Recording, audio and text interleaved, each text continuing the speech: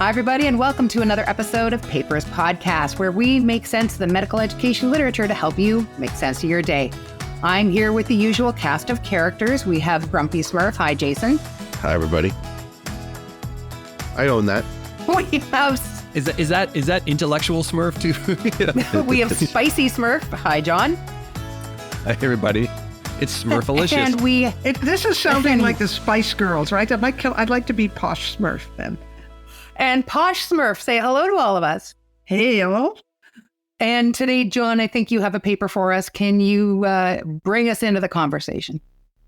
Okay, so we started with a blast. We have a high level of energy, and I'm now starting with an apology, which pulls the that's not good. The air out of the room. And so dear listener, I'm sorry. We all took a blood oath, we the hosts, that we would never, ever, ever do another paper on feedback. And guess what I have for you today? Dun, dun, dun. Feedback paper. Way to go, John. Now, I think we need to fight big feedback, which is the same as big oil and big pharma and big yo-yo. You know, all the other bigs that skew I thought it was on mute. I'm sorry. Hold on. I can fix this. The toy manufacturers cabal, is that what you're referring to? Absolutely.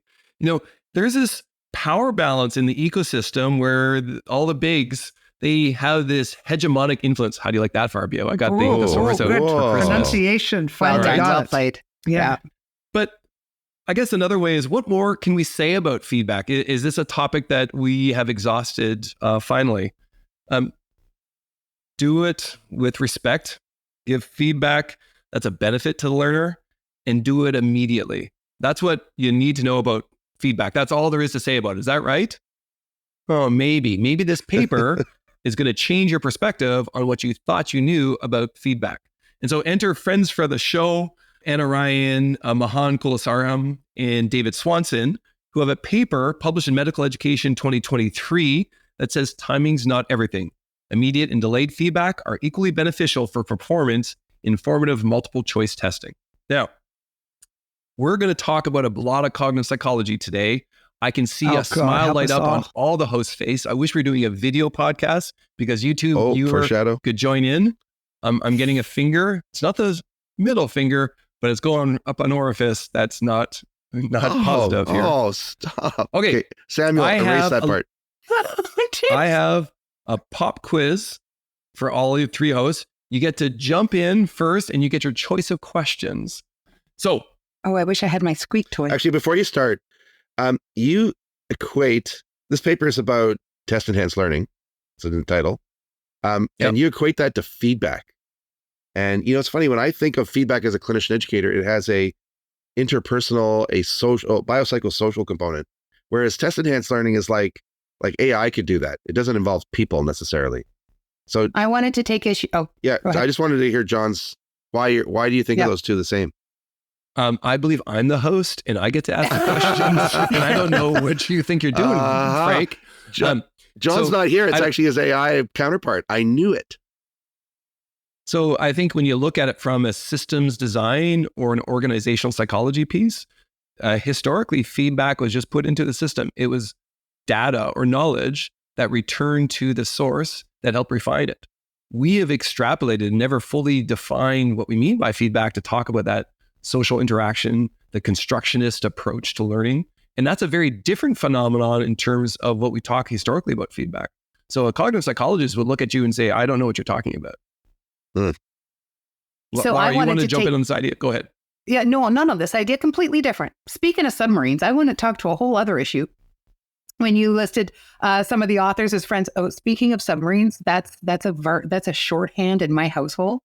When my husband wants to talk about something completely different than what we're currently talking about, he introduces it with speaking of submarines, because that's it's a bit random. How you for a rocket scientist doesn't really kind of make sense, but okay. All right. Or a yo-yo scientist.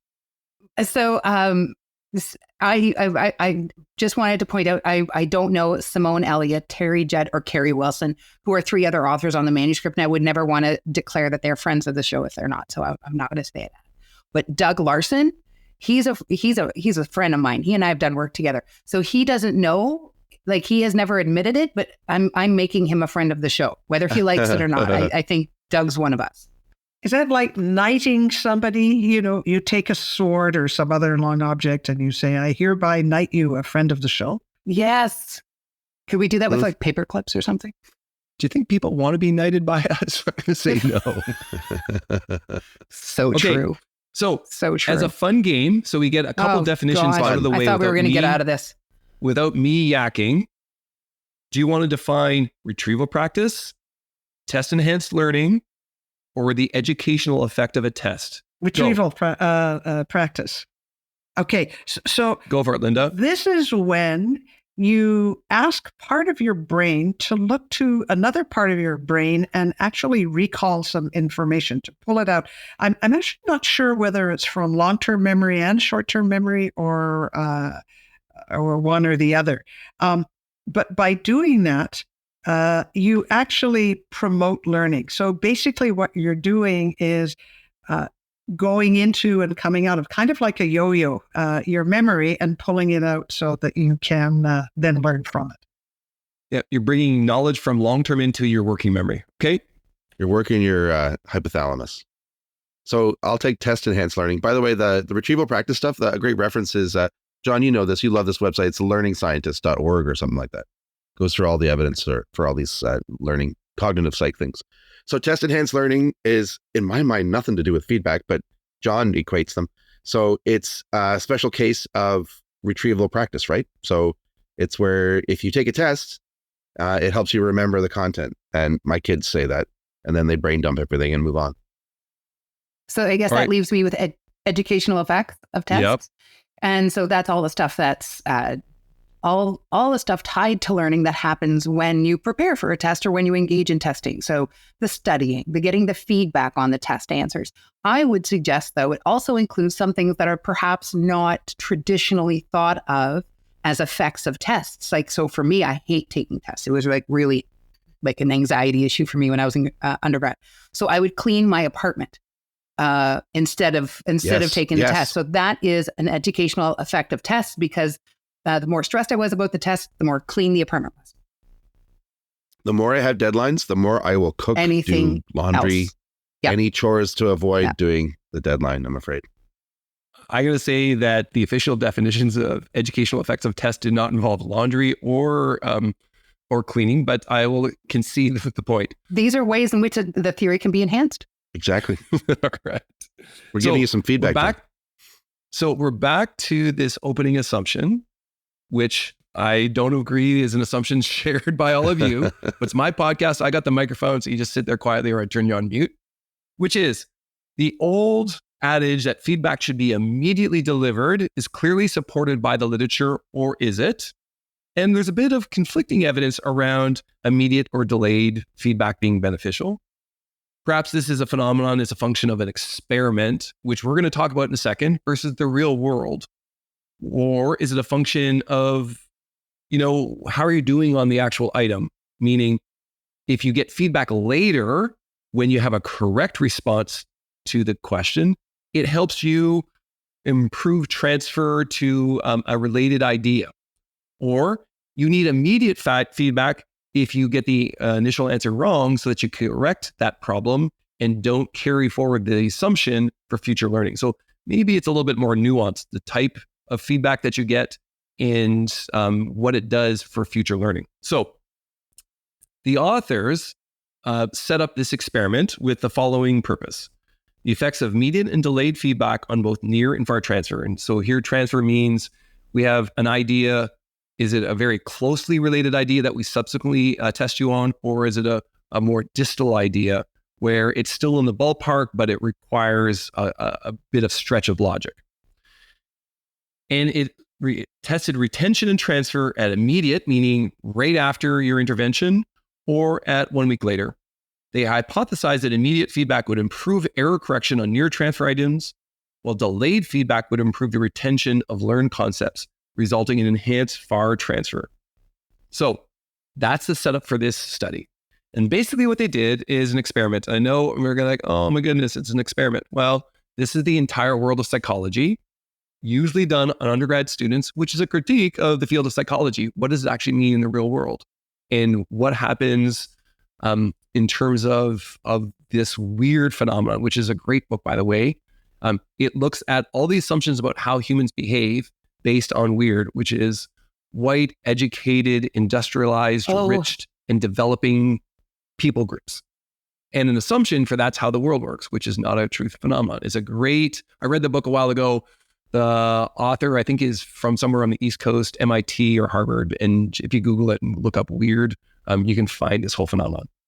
What they did is they had a mix between within subjects experiment on 41 second-year Australian medical students using an 18-question multiple choice test.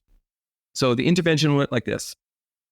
For one half of your questions, you got feedback after every question. So you said A, and you said, no, that's incorrect. The answer is B. And for the other half of your test, you got feedback that was provided after you did all of the questions. So it said, remember question 1? Well, you got that right. Remember question 4? You got that one wrong. And so that was the immediate versus delayed. But it was only 9 questions, right? Like even an ER doc can remember 9 questions ago. I'm not sure that's really delayed. No, you can't actually. So cognitive psychologists tell you that you have probably a 7 plus or minus load 2 capacity. Yeah. So and you, not even sorry, an emerge doc is intelligent there. Jason, you expect emerge docs to be at the 7 plus 2? Really? Only for MCQs. Then, so you've had your intervention. You've gotten your feedback immediately or delayed in experimental phenomena. I know what your antibodies are. I can read all your body language. Then you had testing. So immediately after your first 18-question exam, you had a subsequent 36-question retention test that had questions related to near and far transfer of the previous questions that you had. And so if a near transfer meant, we'd ask you a similar question, but we'd change some of the demographic details. We'd change gender, we'd change age. Or a far transfer item would say, we'd have a very different clinical presentation or clinical decision, but that would still be around the common area. So a different presentation for shortness of breath or different management for congestive heart failure, as an example. They did a 2-way ANOVA to evaluate differences between groups, and they built a mixed effects model on the fixed effects, which are timing of feedback, the transfer type, and whether you got the first question right. And the random effects was on how difficult the items were, which was kind of done post hoc. So I love it. It's an experiment. Do you love it too, or do you have problems with this methodology? Linda, Lara, Jason. I have a question. When you described feedback, it was right or wrong. And I can't really find it in the paper whether that was right because or wrong because, or Actually, just a simple that. right or wrong. Yeah, they described, they called it that there's a type of feedback that they used, and it was elaborating the concept. Okay. Because I think that does make a difference. It's very confusing. There is one thing that's helpful, and that's a little diagram. It's partly helpful. Was it really helpful? Table 1, I think it is, which diagrams how they did it. But if I hadn't had that, I would have been totally confused. Yeah. Oh, and I had the exact opposite problem. I followed this no problem. I even understood the ANOVA, the 2-way ANOVA, because I've been doing my homework on this stuff. So I'm feeling I didn't have any problems with these methods. I thought it was really clear. And for the kind of study that it is, it's an experiment. I got no problem with that. These experiments provide a form of knowledge, and that form of knowledge is valid. So I have no problem with this. I thought this was really well done. Whoa. An apologist for quant method. I know, seriously. If you can follow this, you can follow any quant paper. It's just not the lot. We did one recently I couldn't follow. My second holiday wish has come true. I know. Lara, come over. I'll be like Kylo Ren. I'll be Darth Vader and you can be Kylo Ren. It's perfect. Okay. I have a couple of concerns about this paper. One is, John, like the N is 41, and then they divide them up into how many different groups? I just wonder about their logic of their analysis, and then multiple statistical analyses after that. But they don't have a type 2 error, so who cares? Okay, all right. And then the other thing that concerned me is just some of their logic. Like I wonder about this delayed feedback. Is you do 9 questions and then it's delayed. Delayed feedback would be a couple days later. I give you feedback on the test and then we have a look. I just wonder about that and the way they've set up this experiment. I love the idea of the experiment. I love the idea of testing this concept. I'm just not sure that their logic makes sense.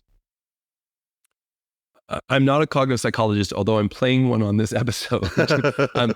So I think we just have to remember what is the tradition and what would be accepted in the psychology literature. And my guess is the way they frame this is all within the scope of what meets the standard of delayed. Yeah, it just doesn't make a lot of sense, I think, for real life. So this is my clinician educator interpretation of this paper. Transferred to the actual outside of the lab into the world. Is challenging, but this is where all of this literature, if you look in the psych literature, lives in this space about how we act and perform. This is where it all comes from. This concerns me more than ever. So the question is, this is kind of like setting up. Okay, question one: how many feet do we have? A1, B2, C3. Oh, you said 3, and so I'm going to tell you it's 2. And then they say your long transfer is this patient has a Weber B, and then that's a transfer from the foot question. Like, I just worry about the logic of how this is set up. Like, it's set up to fail. Okay, well, let me tell you about the results, because I think the initial results suggest that it's not as simplistic as what you're saying.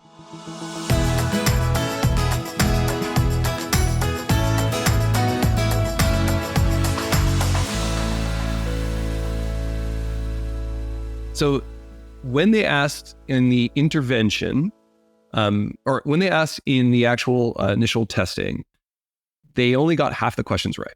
So they're not simple questions about how many feet do you have. And then we see test-enhanced learning actually works, because as soon as they give them a test, their scores rise to about 69% on immediate and 67% on delayed. So there's an actual phenomenon that happens. Yeah, because they're novices. So they're going to show an effect, right? I'm going to tell you the answer. You're going to recognize a pattern, and then you're going to do it again. They're novices. I think that's called test-enhanced learning. Yeah. No, I'm good with that. That's fine. Okay. So they're novices. They're whatever it is, whether novice or experienced, they still are only getting basically chance correct at 50%. And then they show almost to more than 2/3 correct via the function of test-enhanced learning. So one, they show reproducibility to this phenomenon. They showed that item difficulty was the major contributor to response variance, meaning hard questions, and you figure out item difficulty post hoc. You see, how did people do? What's the discrimination around this? And that's the big reason that we see variance in their analysis. But the transfer type, whether it was near or far, did have some effect on the variance. So, when we asked you to make a step farther away so that we don't just see a simple pattern, but that there must require some logic, that is an element that's happening. So transfer is again being shown here. What's really interesting is that if you got the question right, the first question you're asked, and then receive feedback, that was as a better predictor in how you're doing on subsequent questions, on how you could do on near and far transfer. But that the timing of feedback in this experimental model had no effect, whether it was immediate or delayed. John, can I also just point out, since you're in this section, that the difference between their initial answers, so if it's 18 questions, they got 9 right on average as a population. And then subsequently with test-enhanced learning, they got 11 right? Because it's 66%, or maybe it's 12. So it doesn't seem like a huge effect size amongst 20 people per arm or less. I just wonder about the study, honestly. I would caution you, Jason, from saying that we need lots of numbers to say it makes sense. And that's not how you determine effect size. There are people who say that when we're looking for significant effect sizes of, let's say, a D of 0.4, which would be moderate effect size, if you can't show that with 40 attendance, then you probably don't have a significant effect size. Why we imagine that we require 200 or 300 subjects in any study is that when we're looking at our biomedical studies, the effect size is like 0.05, like it's really small. And so we need big samples to see something.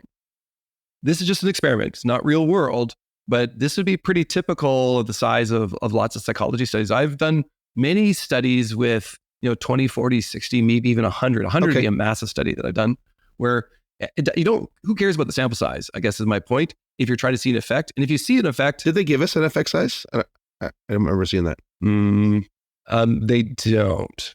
Or at least when I was reading, I don't remember seeing that either. Okay. So let me summarize the results this way. Too long, didn't read. Their hypothesis is not supported. It doesn't matter when you get feedback. Give it right away or give it delayed. You're going to see improvement. Another way of interpreting everything they have is feedback improves learning. They get better. But don't get too worried about when you do it. That adage that you must give feedback immediately, at least in experimental environment, doesn't seem to be a thing. And also, knowledge decay doesn't happen at 1 week, meaning you don't need to re-inoculate somebody with learning at some interval that's arbitrary. You can certainly go to a longer period. So I'm going to let Lara, Linda, then Jason, you can come back to the results and pick them apart and see what you think. So for me, one of the parts that I really appreciate about this paper, what I'm taking away from all of this is that we don't need to stress out about giving them feedback right away when there's a mistake, when things don't go right, or when there's a challenge.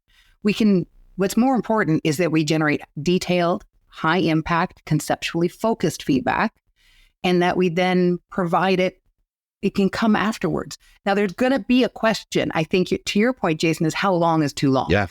But that's a different question.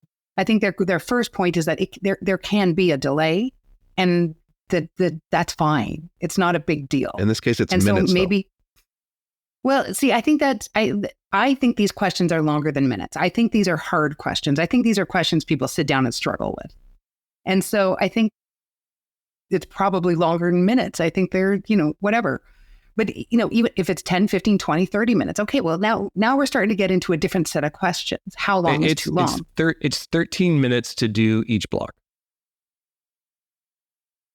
So how long is too long? But at least now this is a building block, right? This kind of research is all about those little building blocks. First building block says it doesn't need to be immediate. There are other qualities that matter more. I think that's a good building block. So, Lara, you took all the things I wanted to say. Oh, I'm sorry, friend. No. To me, the other interesting thing was and you sort of said it, was the quality of the feedback. It ain't just the you got it right or wrong, but the idea that I'm going to give you very focused feedback on this. And, if you got answer D that was wrong versus answer C that was wrong, you probably should get different feedback for those. Other than that, I violently agree with what you've said, Lara. Having, trying to give John a hard time with this paper, I actually think it's totally legit experiment. I'm just not sure I'd call it feedback. It's test enhanced learning. Yeah. You give me such a hard time, and now you're saying it's legit. It's a legit attempt at an experiment. I'm not sure I agree with the way they went about it or their logic. I'm not sure that the delay of 13 minutes is really a delay. Like I'd be like, a real world application would be, I give a test exam to my residents. Should I take up the answers in the same session, or is it okay if I schedule it a month later? I think that's more legit. And then I wouldn't call this feedback. Like this is just information transfer, and I think that's different. Test enhanced learning. The definition of feedback is transfer of information that can then be used in the future. It's so whether you're talking about cytotropic hormone feeding back to the thyroid and thyroid feeding back to the pituitary, or whether you're talking about this sort of thing. It's information, yes, but information that is then used in the future. So I think it is feedback. Okay, so let's go to the conclusions. I also have a paper clip, but I will pick up that thread. I feel this meta thread that we should probably talk about, which is, what's the value of an experiment if it doesn't immediately generalize in our own mind to the actual context in which we might take the results? And you're right, I think. Does waiting 13 minutes to give feedback, does that count? Is feedback just data, or is it the social materialism We think about not only the social element, but the context in which we engage. Those are all important things. But you need to build a science in a sequential way. So in our biomedical world, we'll probably try to introduce drugs and see, do they work in mice? And we see an effect in mice. So now should we think about using them in humans? And so we do it in a trial. And then in humans, we should say, can we actually do a phase 3 study where we actually allow people to start prescribe and see what actually happens in real world applications? It's a logic string that we've built together. This is the version in education research, which is in the very controlled, and I think everybody's saying is artificial when we compare it to our own world. Do we see signal? And yes, we do see signal. So now maybe we should ask ourselves, okay, how long is too long, or how short is too short? And what does it look like when we stop just giving you data about how you did on a question, but we start doing other things? But before we invest tens of dollars, because that's all we have in our education research budgets, what we really should do is we should yo-yo back to, can we show the phenomenon actually happening in real life? And then yo-yo forward and show, all right, now we're going to do it in a slightly bigger scale, before we just take random swings and see what's happening. John, so I just want to rewind. You had me at "you're so right," and so I've recorded that, and I'd like to play it a few more times, if that's okay with everybody. No, go ahead. No, great, go ahead. I'm going to buffer the audio on that one, see if I can scratch it out. Okay, here's the conclusion from the authors. The findings of the study suggest that the timing of feedback delivery does not influence the efficiency of test-enhanced learning. In this specific medical education setting, we suggest that educators may consider practical factors when determining appropriate test-enhanced learning feedback timing in their setting. There you go. Which means we see a phenomenon, but you have to figure out how to extrapolate it. In your context, makes total sense. Here's my paperclip. The initial funding for this study was received in 2017. Wow. And the authors, who are very senior authors, didn't get this study published in 2023. And what I take for this is that it's a reminder that research is really hard work, even for really established, really bright people doing an experiment.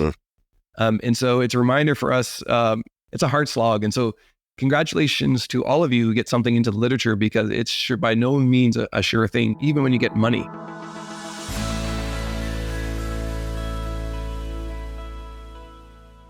All right, let's go to our round of votes. The methods, we'll go Jason, Lara, Linda. I'm going to give this a 3. Again, experiments, totally fair game. They had me there. They just lost me on some of their choices of logic. So I'm going to give it a 3. And I'm also going to add in the bread scale from our last podcast. And I think this one is more of kind of a croissant. It's not quite a pumpernickel. So I was yo-yoing between a 3 and a 4. And so I'm going to give it a 3.5 because I think it's a little better than average. I do. And in terms of the writing of this manuscript too, I actually found it straightforward and easy to follow, and things that, and they were doing things that I could wrap my arms around this. So I'm going to give it a 3.5. So I'm going to give this a 3, though I could be persuaded to move up to a 4. I think the things that helped were the figure to try and help with the explanation. I am concerned about the timing, supposedly long being not so long. But overall, a pretty solid 3 is supposed to be where it is. I'm going to give this a 5. I think the within subjects design really tries to control for a whole bunch of confoundings. I think they get data that works. I think it's if we were doing an educational psychology podcast, all of us would be like, oh yeah. We would probably skip most of the methods. We'd say, as per all the bazillion other studies that we reviewed this week, this is right down the center of the fairway. So I think it's a 5.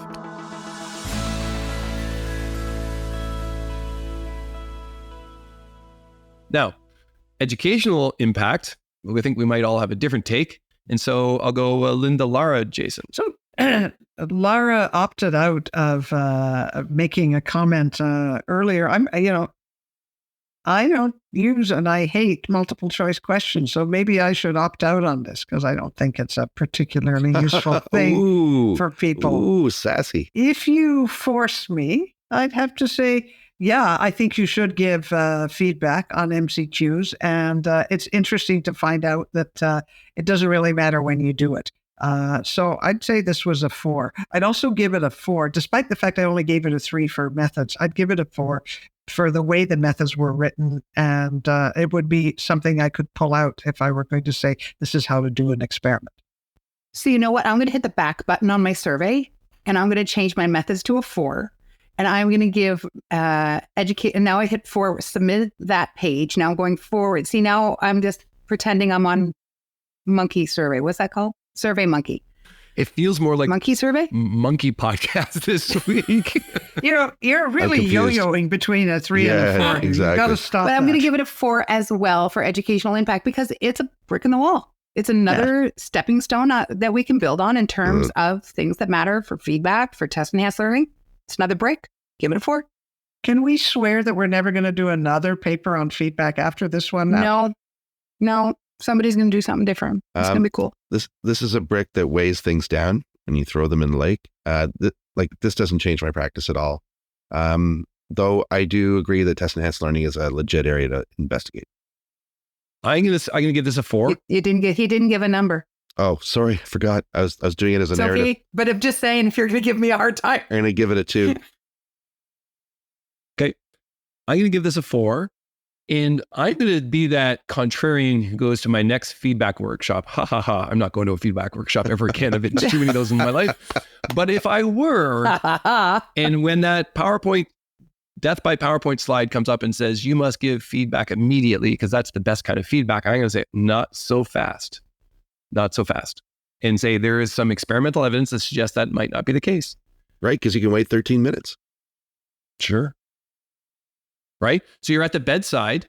Look at this, what it looks like. Yeah. You're at the bedside and, maybe my example of CPR is not the right thing, but maybe my example of ordering an antibiotic and immediately correcting that. Maybe I don't need to do that at bedside. Maybe I can do that at the end of rounds, pull you aside quietly and say, hey, I want to do the other respectful part. I want to do that constructive part, but I don't have to do that immediate part. I want to remind you that antibiotic you selected is not the right antibiotic, and here's an option. So there's a way that this actually works in real life. All right, readers. Listeners. All right, listeners. This is a podcast you want to read so you can skip to the end and be done with us. But we are done. I do want to pretend that I have no idea what the email and web address is for our show, just so I can fit in with the other hosts. But we'd love to hear from you. You can reach us at email. Our email address is thepaperspodcast@gmail.com. Our web address, where you can find our abstracts, where you can see the condensed version, where you can see the lovely little chart that I stole from this paper. Sorry, copyright infringement, people. And the web address is paperspodcast.com. With that, thanks for listening. Talk to you later. Bye-bye. Take care, everybody. You've been listening to the Papers Podcast. We hope we made you just slightly smarter. The podcast is a production of the Unit for Teaching and Learning at the Karolinska Institutet. The executive producer today was my friend Teresa Sörö. The technical producer today was Samuel Lundberg. You can learn more about the Papers Podcast and contact us at www.thepaperspodcast.com. Thank you for listening, everybody, and thank you for all you do. Take care.